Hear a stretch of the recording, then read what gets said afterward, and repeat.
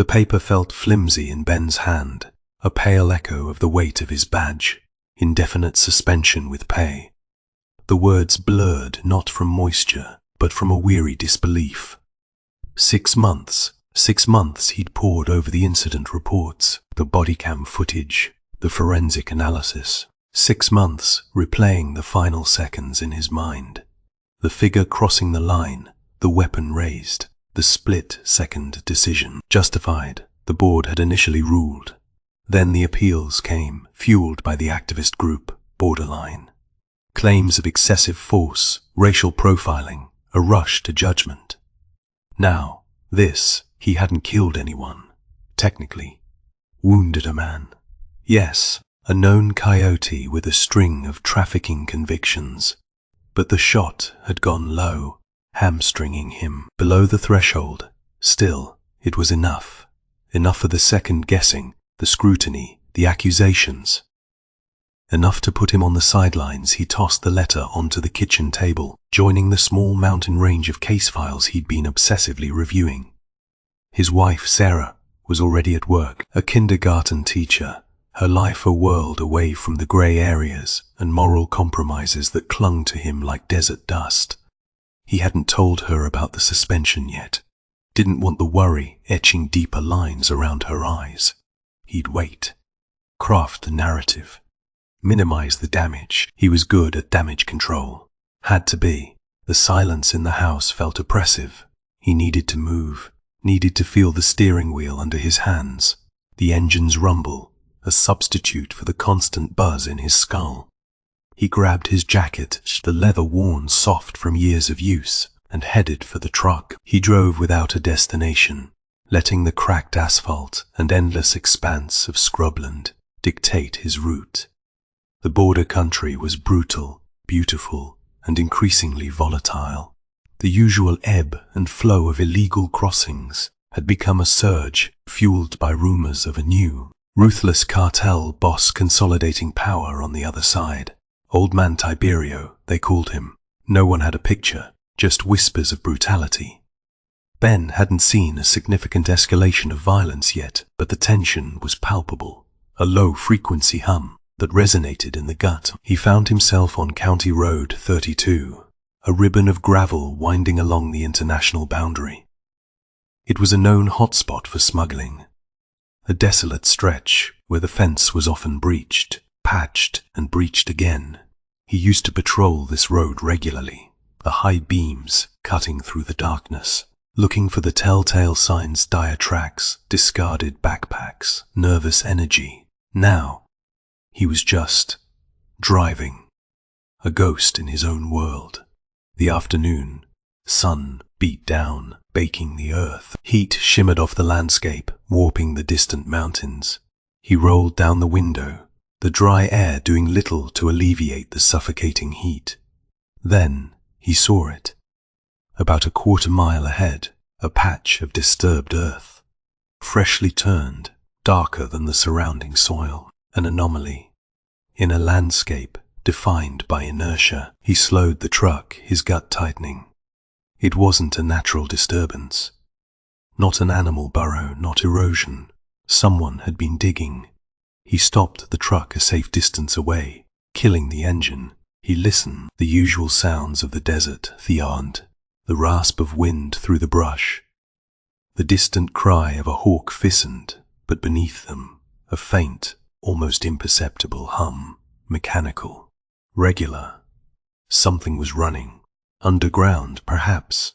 He should call it in, report the anomaly. But a stubborn resistance bloomed within him. This was his territory.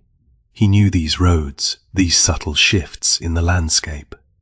He had a feel for what was out of place, and he was suffocating under the weight of inactivity. His orders were clear. No patrol duties, no official involvement in any investigations. Observe, report, but do not engage. The suspension was a cage, and he was testing the bars. He pushed open the truck door, the metal groaning in protest. The heat slammed into him. He grabbed a shovel from the truck bed, a relic from a previous attempt, to reinforce a compromised section of the border fence. It felt good in his hands, solid and reassuring. He started walking, slowly, deliberately, towards the disturbed earth. The hum grew faintly louder with each step. As he got closer, he noticed other details. The soil wasn't just turned, it was carefully piled, almost camouflaged with native vegetation, and there were faint impressions in the dirt, too regular to be natural. Maybe from boots, several sets of them. The closer he got, the more his instincts screamed at him. This wasn't a small-time operation. This was something carefully planned, deliberately concealed. He reached the disturbed earth and knelt, running his hand over the loose soil, feeling for anything unusual. He found a faint tremor beneath his fingertips, a metallic resonance. He started to dig, the shovel biting into the earth. The soil gave way easily, revealing a layer of compacted gravel. And then, something solid, metal. He dug faster, discarding handfuls of dirt, ignoring the sweat stinging his eyes. The hum intensified, vibrating through the shovel handle. Finally, he uncovered the edge of a metal door, flush with the ground, almost perfectly hidden. The metal was dark, weathered, and sealed with a heavy-duty padlock. He stared at the door, his mind racing. What was hidden beneath? A smuggling tunnel, a cache of weapons, a communications hub. The possibilities were unsettling. He knew he should stop. He should call it in. Let the border patrol handle it, but he couldn't. He was too close. The need to know, to understand, was overpowering. The weight of his suspension, the simmering frustration, the gnawing sense of uselessness. Simbi, it all coalesced into a single irresistible impulse. He pulled out his phone, the screen cracked from a previous incident, and dialed Ramirez's number. "Hey, it is Ben." He kept his voice low, scanning the empty landscape.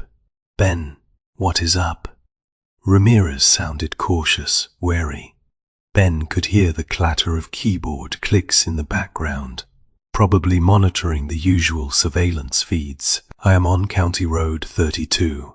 Found something. Disturbed earth. A mechanical hum. Definitely something going on." He described the metal door, the padlock, the careful concealment.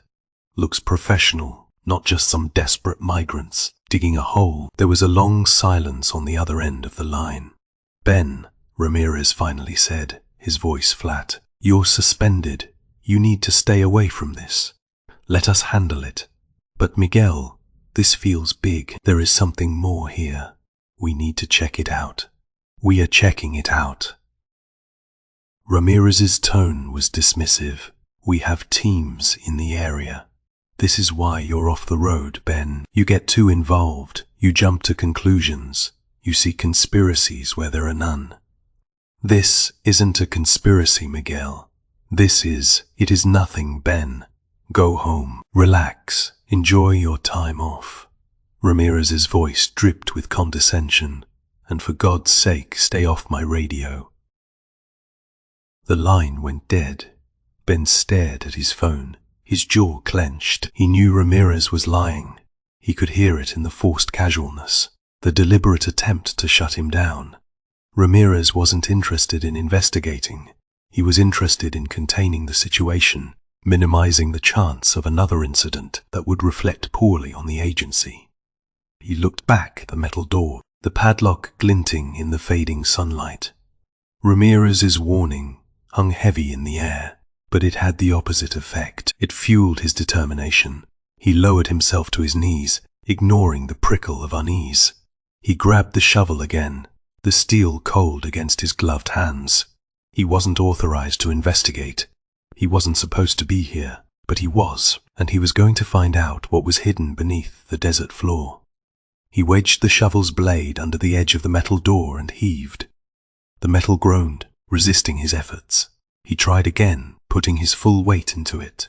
This time, the door shifted slightly, a grating sound echoing across the desolate landscape. He worked relentlessly, prying and levering, until finally, with a resounding clang, the door began to yield. He strained, muscles burning, and the door swung open, revealing a dark, narrow stairwell descending into the earth.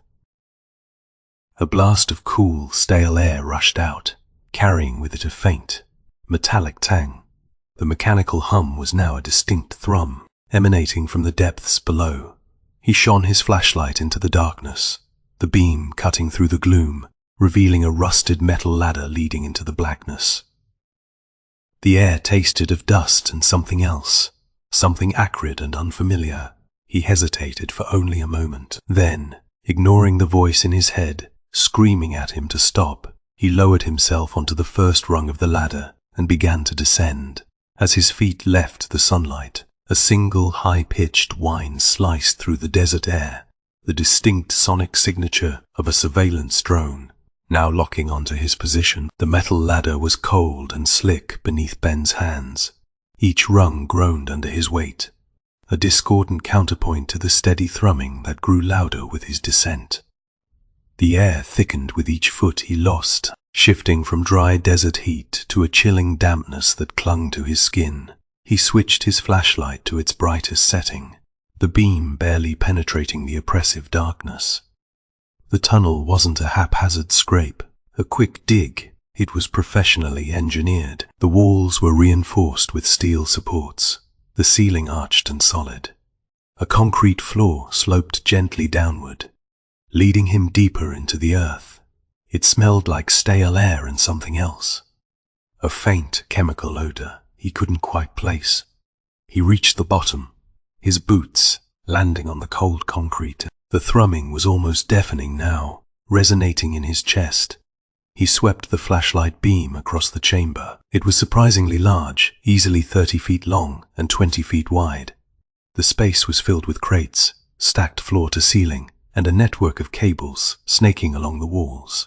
The crates were made of heavy-duty wood, reinforced with metal banding. Most were unmarked, but a handful bore a strange symbol stenciled in black ink, a stylized serpent coiled around a sun. He'd never seen anything like it, not in any intelligence reports, not in any cartel iconography he'd encountered. This wasn't the operation of a local coyote gang.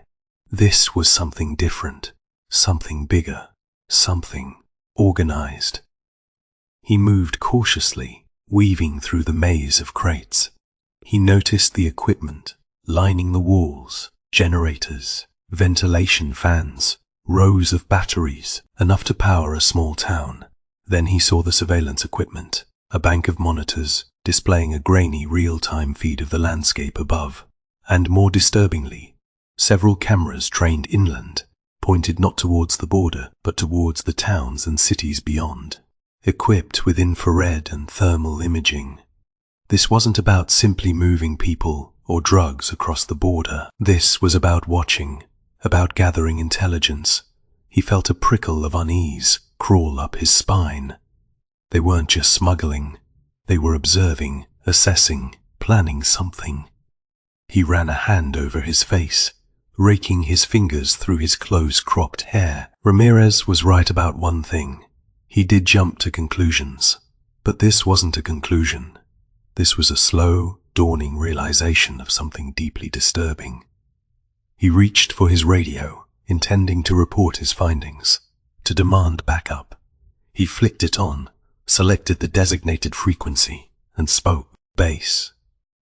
This is Ben Carter. I'm inside the tunnel, requesting immediate assistance. Static. Nothing but crackling static. He tried again, changing channels, adjusting the antenna. Still nothing. Base, do you copy? This is Carter. I have a compromised signal. Silence. Someone was jamming his frequency. And not with some off-the-shelf device. This was sophisticated technology, capable of disrupting a wide range of frequencies. The cartel wasn't just investing in tunnels and surveillance equipment. They were investing in electronic warfare. He swore under his breath. The isolation was complete.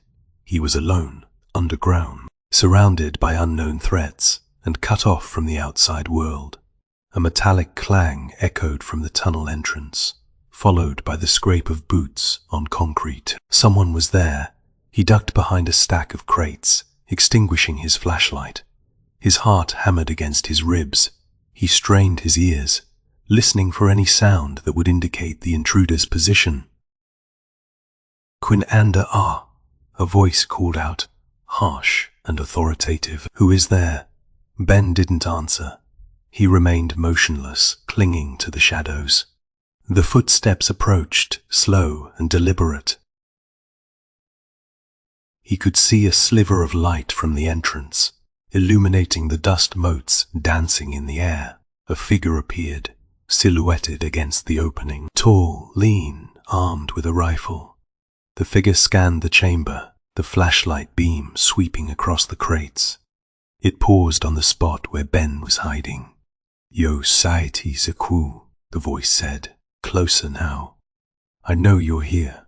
Ben held his breath, willing himself to disappear. He was a trained operative, a veteran of countless border encounters. But this felt different. The air was thick with menace, the silence suffocating. The figure started to move again, systematically searching the chamber. Ben knew he couldn't stay hidden forever. He needed to act. He considered taking the man down, ambushing him, before he could raise the alarm, but the risk was too high. He didn't know how many others were waiting outside. He was outnumbered, outgunned, and strategically disadvantaged. He decided to bluff. He stepped out from behind the crates, his hands raised in a gesture of surrender. Don't shoot, he said, his voice firm, attempting to project an air of authority. He spoke in Spanish, hoping to de-escalate the situation. I'm just lost. I was exploring. I didn't know this was here. The figure lowered the rifle slightly, but didn't remove his finger from the trigger. He was young, no older than 25, with hard eyes and a closely shaved jaw. Perdido, he sneered, lost. Nobody gets lost down here. Who are you? My name is Carlos, Ben said, improvising. I'm a ranch hand. I was looking for a lost calf. The figure's eyes narrowed. A ranch hand with a border patrol issue flashlight. Ben cursed inwardly. He hadn't thought to conceal his flashlight, a relic from his days on the force. It is an old one, he stammered. My uncle gave it to me. The figure didn't look convinced. He gestured with the rifle. Turn around. Spread your arms. Ben complied, slowly, cautiously. The figure approached, frisking him roughly, searching for weapons or identification. He found his wallet, flipping through the contents. Bingo, the figure said, a cruel smile playing on his lips. Ben Carter. He read the name from Ben's driver's license. Border Patrol. It is not what you think, Ben said, desperately trying to regain control of the situation. I just wanted to see what was going on. I came down here on my own. On your own, the figure laughed. You think we didn't know you were coming. We've been watching you, agente. He motioned to two more figures who emerged from the tunnel entrance, also armed. Ben was surrounded. Take him to El Viejo, the lead guard ordered. He has questions for our guest. Ben's mind raced. El Viejo, Old Man Tiberio, the legendary cartel boss. He was walking into a viper's nest. As the guards began to move him, Ben managed to subtly kick at a nearby crate. It was a desperate attempt to create a distraction, to buy himself a few seconds. The crate tilted, then toppled over, spilling its contents onto the floor. And it wasn't what he expected. Not drugs, not weapons. Antique religious artifacts, wrapped in faded velvet cloth, were ornate crosses, silver chalices, and intricately carved statues of saints. The items were old, valuable, and utterly incongruous with the rough and tumble world of drug smuggling. Ben stared at the spilled artifacts, his mind reeling. What was the meaning of this? Was this some kind of bizarre ritual, a secret obsession of the cartel boss, or something else entirely, something much more complex and sinister? The guards paused, momentarily distracted by the unexpected discovery. Ben seized the opportunity. He lashed out, knocking one of the guards off balance, and made a break for it, scrambling back towards the ladder. But it was too late. The other guard opened fire. The gunshot hadn't hit him, but the echo reverberated through the tunnel, a sharp punctuation mark on his failed escape. He'd scrambled up the ladder, ignoring the searing pain in his shoulder, and burst into the desert air, only to be met by a hail of gunfire. He'd managed to dive for cover behind the truck, returning fire until the attackers retreated back into the tunnel, sealing the metal door behind them. Now, safe 50 relatively sift Masikin in a motel room on the outskirts of Marfa, he was running on adrenaline and lukewarm coffee. His shoulder throbbed, patched up with a makeshift bandage and a healthy dose of ibuprofen. The real damage, however, was the gnawing uncertainty that had taken root in his gut. He'd spent the last 12 hours obsessively researching the Serpent, and soon symbol, and more importantly, the artifacts he'd glimpsed in the tunnel. The images were burned into his memory. The silver chalices, the intricate carvings, the weight of history radiating from each piece. His search led him to a cold case file, buried deep in the archives of the San Antonio Police Department. A church robbery, St. Jude's, 5 years ago, a daring raid, meticulously planned, resulting in the theft of hundreds of thousands of dollars worth of religious artifacts. The case had gone cold quickly, hampered by a lack of leads and a conspicuously unhelpful local archdiocese. He remembered the case vaguely. He had been a rising star in the Border Patrol's Special Investigations unit back then, occasionally collaborating with SAPD on cross-border crime. He'd offered assistance, but the lead detective had politely declined, citing jurisdictional issues. Now, looking back, he suspected there had been something else at play, a deliberate attempt to keep the Border Patrol out of the investigation. He scrolled through the archived photos of the stolen artifacts. They were a perfect match. The same crosses, the same chalices, the same statues. The cartel wasn't just smuggling drugs and humans. They were trafficking in history, in faith, in something far more valuable than money. The memory flickered, disjointed and painful. The raid that led to his suspension, a warehouse on the outskirts of El Paso, suspected of being a staging ground for weapons smuggling. He'd led the team pushing for a no-knock entry. The intel had been solid, but the execution, flawed. A civilian had been caught in the crossfire, a young woman mistaken for an accomplice. No one had been killed, but she'd been seriously wounded. He'd made the call to breach, the call that almost cost a young woman her life. The internal affairs investigation had been brutal. They dissected every decision, every second of the raid. They'd focused on the no-knock entry, questioning his judgment, his temperament, his commitment to following procedure. He'd argued that speed was essential, that the warehouse was a critical node in a dangerous network, but the protests had sounded hollow, even to his own ears. He'd been too eager, too focused on making a bust, too willing to take risks. The guilt settled on him like a shroud. He justified his actions, then, believing he was serving a greater good. Now, he wondered if he'd been blinded by ambition, driven by a need to prove himself. His phone buzzed, startling him. It was an encrypted line, a burner he rarely used. The display showed only a single question mark. He answered cautiously. "Carter, Mr. Carter." A smooth, cultured voice replied on the other end. "A pleasure. My name is Thorne." Thorne, he'd heard the name whispered in certain circles. A phantom collector, a connoisseur of rare and illicit artifacts, rumored to have deep pockets and even deeper connections. "I understand you've had a recent encounter with some interesting inventory." Thorne continued, his voice laced with amusement. "The Serpent and the sun, wouldn't you agree, is a rather distinctive motif." Ben said nothing, trying to gauge Thorne's motives. "I assure you, my interest is purely academic," Thorne said, anticipating his silence. I've been tracking this particular network for some time.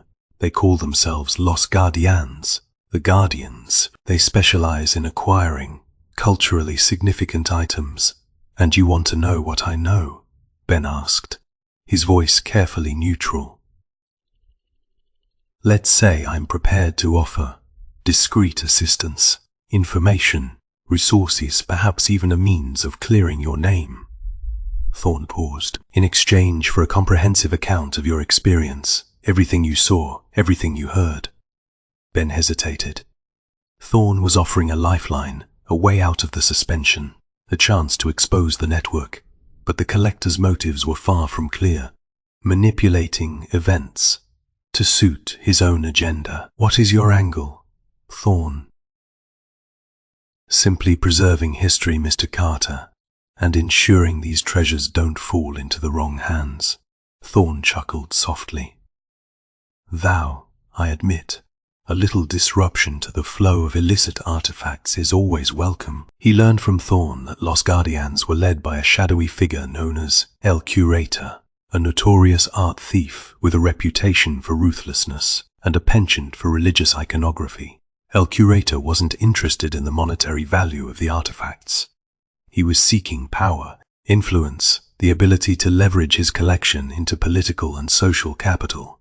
Thorne speculated that El Curator was building a cult of personality, using the artifacts to attract followers and consolidate his control. He is not just moving relics, Mr. Carter, Thorne explained. He is moving belief. Ben hung up the phone, his mind swirling. He'd been caught in a web of deceit and corruption, and he didn't know who to trust. Was Thorne a genuine benefactor or a master manipulator? Was his suspension a consequence of stumbling onto something dangerous, or had he been deliberately sidelined? He replayed the conversation with Ramirez in his head. The dismissive tone, the blatant lies. Something wasn't right. Ramirez had known more than he'd let on. He remembered a detail from the St. Jude's case, a witness statement claiming that a border patrol vehicle had been seen near the church on the night of the robbery. The statement had been dismissed as unreliable, but now, it felt like a missing piece of the puzzle. He stared at the ceiling, his gaze fixed on the flickering motel room light. He'd spent his career upholding the law, protecting the border, believing in the integrity of the system. But what if the system was rotten from the inside out? He felt a cold dread creep into his heart. He'd been betrayed before, by a faulty intel report, by a split-second decision. But this felt different. This felt systemic. This felt like he was surrounded by shadows, by enemies hidden in plain sight. Thorne's final words echoed in his mind. Be careful, Mr. Carter. You may find that the snakes are closer than you think. He realized, with a chilling certainty, that he might already be surrounded. The chipped formica of the motel room table felt cold under Ben's forearms. He'd been awake for 20 hours, fueled by caffeine and a gnawing sense of betrayal. Thorne's warning about snakes in the grass had burrowed under his skin, poisoning his trust in everyone he knew. He was operating on the fringes now, a rogue agent with a revoked badge and a growing list of suspicions. He couldn't go to internal affairs, not until he had irrefutable proof. Ramirez held too much sway, had too many allies within the agency. A premature move would be suicide. He'd started digging, quietly, meticulously. He'd leveraged old contacts, pulling favors, requesting access to archived records. He focused on his former colleagues, particularly those who'd risen through the ranks quickly. Those who'd suddenly acquired a lifestyle that didn't align with their official salaries. The results were unsettling. Several agents had purchased luxury vehicles, built lavish homes, sent their children to expensive private schools. All justifiable, perhaps with shrewd investments or inheritance. But the timing was convenient. Too many coincidences clustered around periods of increased cartel activity. And then there was Ramirez. Ben had spent hours poring over financial records, tracing bank transactions, following the money. It hadn't been easy. Ramirez was careful, meticulous. But Ben was relentless. He discovered a pattern of large, untraceable deposits made into Ramirez's personal account over the past 2 years. The money originated from offshore accounts in the Cayman Islands, routed through a complex network of shell corporations. The amounts were significant, enough to buy a small ranch, a fleet of cars, a comfortable retirement. Enough to explain the sudden upgrade in Ramirez's lifestyle. Enough to buy his loyalty. He printed out the transaction records, the digital ink stark against the white paper. The evidence was circumstantial, but damning. He needed to confront Ramirez to force a confession, but the situation was escalating beyond financial corruption. The cartel, emboldened by their success, was tightening its grip on the border region. Local businesses that refused to pay protection money were being vandalized, their owners threatened. Journalists who dared to investigate the flow of illicit goods were finding themselves on the receiving end of intimidation tactics. Old man Tiberio wasn't content with simply smuggling drugs and relics. He was asserting control, creating a climate of fear, turning the border towns into his personal fiefdom. The breaking point came with the attack on Elena Vargas. Elena was a local reporter for the Laredo Observer, a tenacious woman who'd been poking around the edges of the cartel's operation for months. Ben had occasionally shared off the record information with her, trusting her commitment to exposing the truth. He received the news from a panicked call from the Observer's editor. Elena had been ambushed outside her home, brutally beaten, and left for dead. She was in critical condition, clinging to life in a San Antonio hospital. Ben's blood ran cold. This wasn't just about money or power anymore. This was about silencing dissent, crushing opposition, sending a message to anyone who dared to challenge the cartel's authority. He felt a surge of rage, a righteous fury that threatened to overwhelm him. He had to do something. He couldn't stand by and watch as the cartel decimated the community, corrupted the law enforcement agencies, and destroyed everything he'd sworn to protect. He dove back into the tunnel investigation, following a hunch that had been nagging him since his first descent. The tunnel wasn't just a conduit for smuggling. It was a logistical hub, a network of subterranean passages connecting various points along the border. Using topographical maps and geological surveys, he traced a possible route, identifying several potential access points in Laredo itself. The tunnel system wasn't limited to the remote desert areas. It snaked beneath the city, weaving through abandoned infrastructure, connecting to warehouses, safe houses, and potentially even government buildings. He discovered that several properties along his hypothesized route were owned by shell corporations, linked to known cartel associates. More sophisticated than he'd imagined. It wasn't just about crossing the border, it was about embedding themselves within the fabric of American society. He knew he needed to confront Ramirez. Now, he tracked Ramirez down to a local diner, a greasy spoon frequented by law enforcement officers. Ramirez was sitting in a booth, nursing a cup of coffee and reviewing a stack of reports. He looked up as Ben approached, his expression unreadable. "Ben," he said, his voice cool and detached. "To what do I owe the pleasure?" "We need to talk, Miguel." Ben pulled up a chair, placing the transaction records on the table between them. "About these." Ramirez glanced at the documents, his jaw tightening. He didn't reach for them. "What is this?"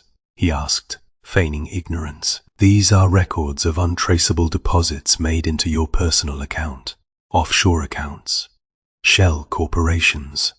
It is all here, Miguel. Don't insult my intelligence." Ramirez let out a weary sigh.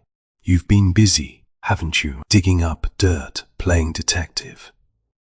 "I'm trying to understand what is happening, Miguel. Why the border is awash in cartel activity.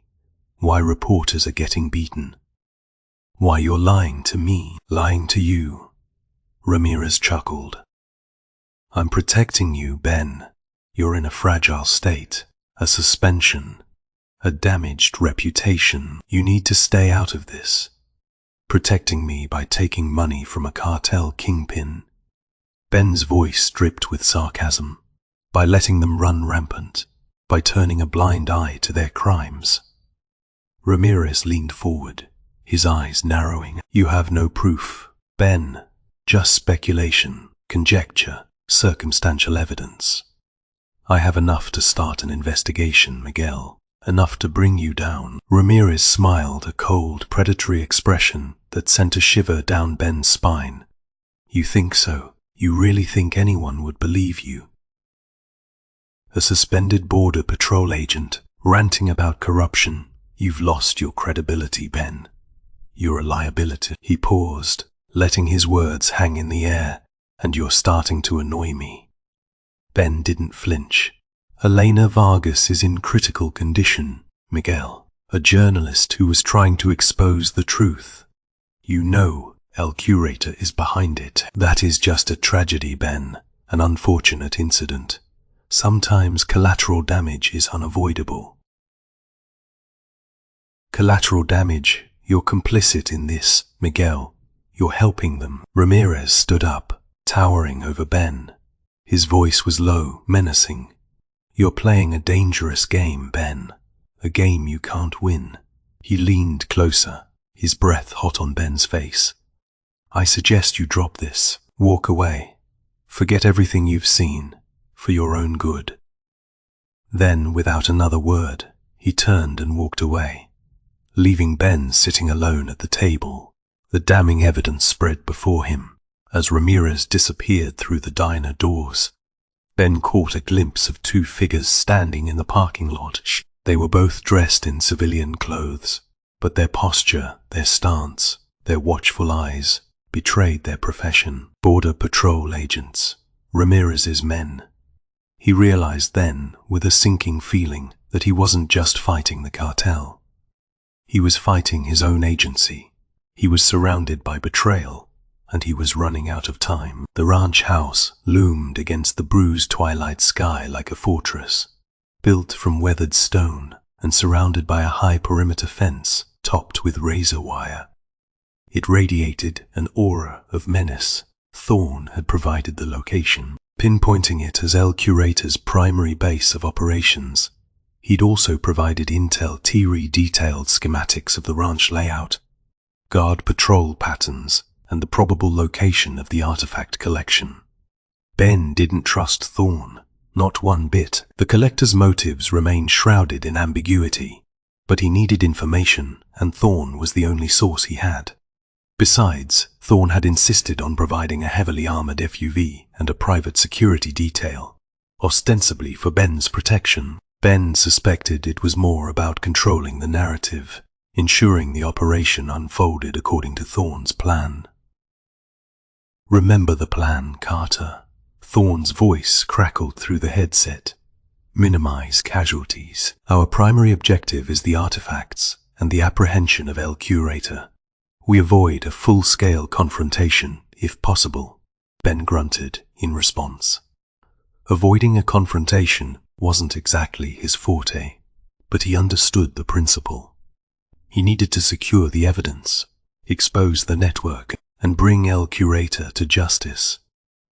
He parked the SUV behind a rise overlooking the ranch. The security detail, 3 ex-military mercenaries, fanned out, establishing a perimeter.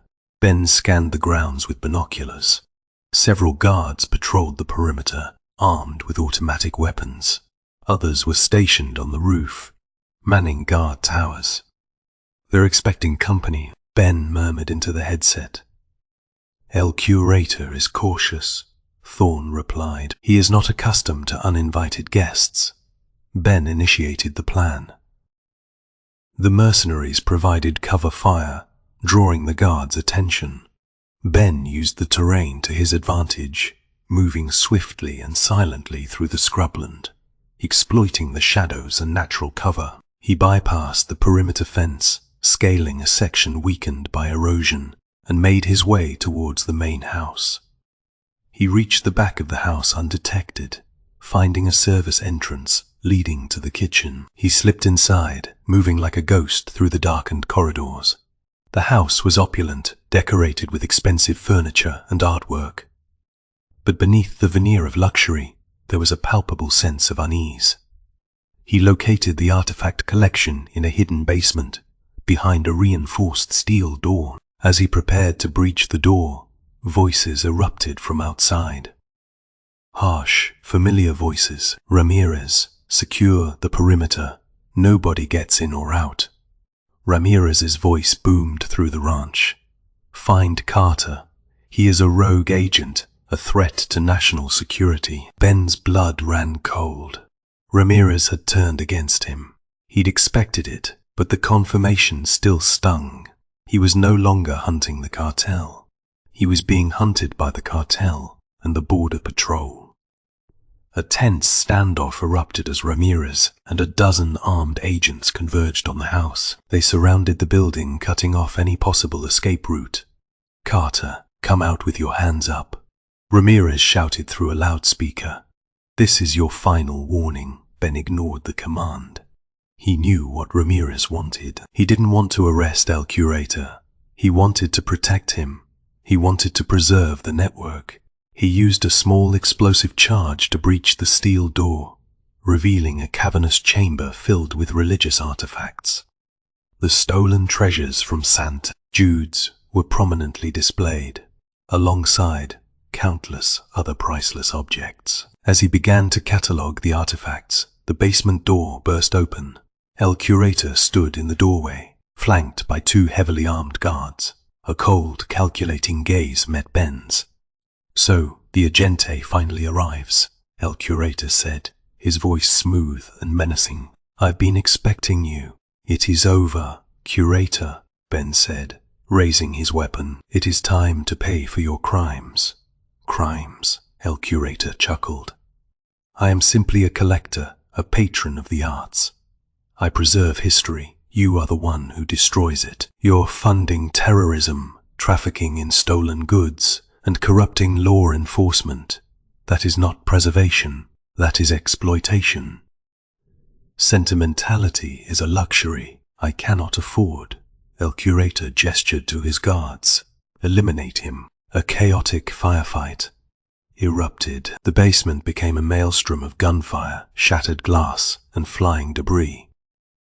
Ben used his training, his instincts, to survive, taking cover behind crates, utilizing the limited space to his advantage. He returned fire, taking down one of the guards with a precise shot to the chest. But he was outnumbered. He knew he couldn't win a straight-up fight.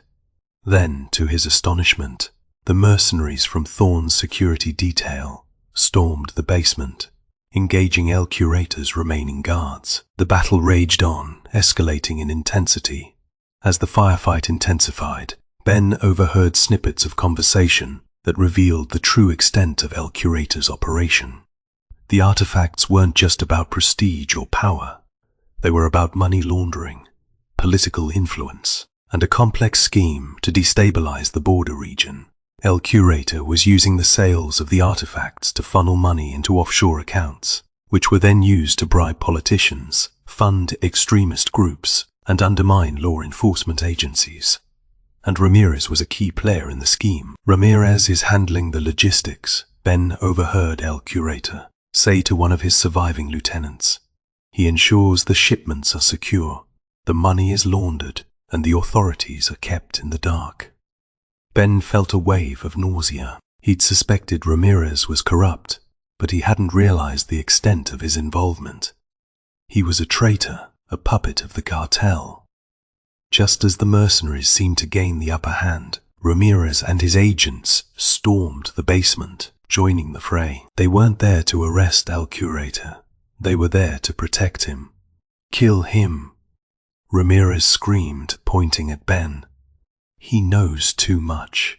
The situation devolved into a free-for. Friend and foe blurred together in a chaotic melee. Ben fought with desperation, dodging bullets, returning fire, desperately trying to stay alive. He managed to disable Ramirez with a well-placed shot to the leg, but not before the agent emptied his magazine into Ben's side. Pain exploded through his body, sending him crashing to the floor. As he lay wounded, he saw El Curator slipping away, disappearing through a secret passage behind the artifact display. The collector was making his escape, taking with him the most valuable artifacts, the key pieces of evidence that could expose the entire network. Federal agents finally arrived, sirens wailing, the sound cutting through the chaos. They quickly secured the scene, arresting Ramirez and his corrupt agents. But El Curator was gone. Ben watched through a haze of pain as the agents swarmed the basement, collecting evidence, questioning witnesses. He tried to tell them about El Curator, about the secret passage, about the broader scheme, but his voice was weak, his words slurred. Thorne appeared beside him, his expression unreadable. A regrettable outcome, Carter, he said smoothly. But we secured a significant portion of the collection, and we exposed the corruption within the Border Patrol.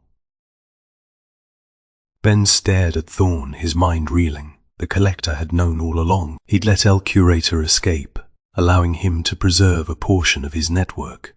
You let him go, Ben rasped, his voice barely a whisper. You helped him escape. Thorne didn't deny it. He simply smiled, a cold, predatory expression that confirmed Ben's worst fears. Sometimes, Carter, Thorne said, it is better to control the serpent than to kill it. Ben closed his eyes, the pain overwhelming him. He'd been played, manipulated by a master puppeteer. He'd risked his life, sacrificed his reputation, only to discover that he was a pawn in a much larger game. And he had a sinking feeling that the game was far from over. Sterile white of the hospital room was a jarring contrast to the dust and shadows of the ranch. Ben lay propped up in bed, his side bandaged, a dull ache throbbing with every breath. The painkillers helped, but they couldn't numb the emotional wounds. He'd lost a battle, exposed a conspiracy, and been used as a pawn in a game he didn't fully understand. Agent Davies, a no-nonsense FBI investigator, with a steely gaze, sat across from him, taking notes. She'd been assigned to lead the investigation into Ramirez and the corrupt Border Patrol agents. We've rounded up most of the agents involved, she said, her voice crisp and efficient. Ramirez is cooperating, to a degree. He is pointing to a regional director, Victor Martel, as the one pulling the strings. Martel is currently unavailable for questioning. Ben echoed, a bitter taste in his mouth, meaning he is on the run. Davies nodded. We believe he has fled the country, likely to Costa Rica. He had significant assets hidden there. The arrest of the corrupt agents was a small victory, a step towards restoring order, but Ben knew it wasn't enough. Martel was just one piece of the puzzle. The network ran deeper, stretching beyond the border, reaching into the corridors of power. What about El Curator? Ben asked. Still at large, Davies replied, her expression grim. We're tracking his movements, but he is proving elusive. He is a ghost, Carter, a master of deception.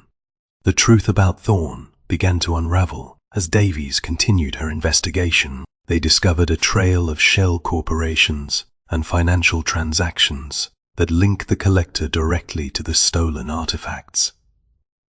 Thorne hadn't been acting out of altruism. He'd orchestrated the entire operation, using Ben as a means to recover the artifacts for his own private collection. Thorne provided us with valuable intelligence, yes, Davies said, handing Ben a file. But he also manipulated you, exploited your sense of duty. He used your suspension, your desire for redemption, to his advantage. Ben scanned the documents, the evidence confirming his suspicions. Thorne was a predator, a collector of not just artifacts, but also of broken souls. He'd seen Ben's desperation, recognized his vulnerability, and exploited it without remorse. He knew El Curator would escape, Ben said, his voice heavy with anger and disillusionment. He let him go. Precisely.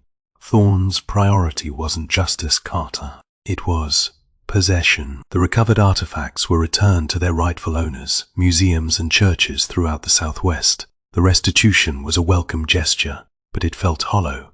The damage had been done. The network had been exposed, but its influence lingered, a shadowy undercurrent beneath the surface. Ben learned that Los Guardians weren't just trafficking in relics. They were using the profits to fund a broader operation. A network of shell companies engaged in money laundering, arms smuggling, and political lobbying. They were buying influence, corrupting officials, and eroding the foundations of democracy. El Curator's ambition wasn't limited to collecting treasures. He wanted to reshape the political landscape, to create a world where he held the power. As he recovered, Ben found himself replaying the events in his mind, dissecting his choices, agonizing over his mistakes. He'd been so focused on exposing the corruption, on seeking redemption, that he'd failed to see the bigger picture. He'd let Thorne manipulate him, allowing the collector to achieve his own selfish goals. "You did what you thought was right, Carter," Davies said, sensing his inner turmoil. "You risked your life to expose a dangerous criminal organization. That takes courage." "But I was used," Ben countered. "I was a pawn." "Everyone gets used sometimes," Davies said, her voice softening. "The important thing is what you do with it. You learned something, you grew, and you helped bring down some dangerous people." He wasn't sure he believed her. He felt hollowed out, depleted. The suspension had stripped him of his purpose, his identity. The betrayal had shattered his trust.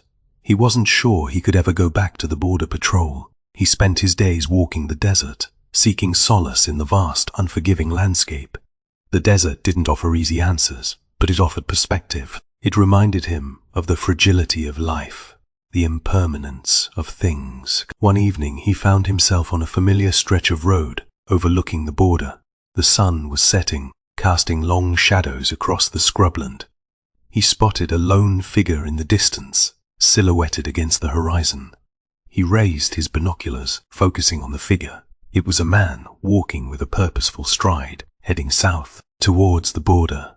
He was wearing a dark suit, a hat pulled low over his eyes. El Curator. Ben lowered the binoculars, his gut twisting with a cold, familiar dread. The collector hadn't escaped. He'd simply returned home. He'd crossed the border into Mexico, disappearing into the chaos and anonymity of the border towns. The operation wasn't over. It was just beginning. El Curator was still out there, rebuilding his network, plotting his revenge. Ben knew he couldn't walk away. He couldn't pretend he hadn't seen what he'd seen. He had a debt to pay, a responsibility to uphold. He didn't know what the future held, but he knew he couldn't ignore the call. He wasn't a border patrol agent anymore. He wasn't sure what he was. But he was a man with a purpose, a man driven by a sense of justice. And he wouldn't rest until El Curator was brought to justice, and the network was dismantled, once and for all. He turned away from the border, his face set with determination, a reminder of the long, arduous journey ahead. The fight wasn't over, it had just begun, and this time he would be prepared. He walked towards the setting sun, a lone figure against the vast, unforgiving landscape, a ghost seeking redemption in a world consumed by shadows.